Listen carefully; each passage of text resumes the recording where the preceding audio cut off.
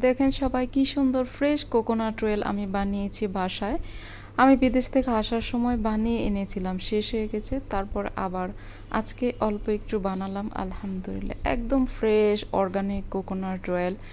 তারপর হচ্ছে আমি আজকের এই সুন্দর ওয়েদারে ছোলার ডাল দিয়ে স্বাস্থ্যসম্মত খিচুড়ি করলাম, অনেক মজা খেতে, খুবই ইয়ামি। তারপর আমি এই খিচুড়িটা সার্ভ করব আজকে হাঁসের মাংস দিয়ে।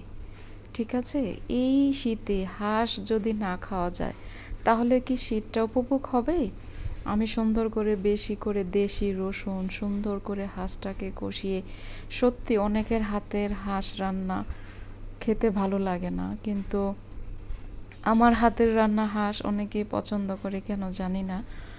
তো আমি সুন্দর করে আজকে রান্না করলাম আলহামদুলিল্লাহ, এবং সাথে খিচুড়ি। So yummy. আপনারা কে কে খেয়েছেন দেখেন কি সুন্দর কালার হয়েছে খিচুড়িটা, তাই না?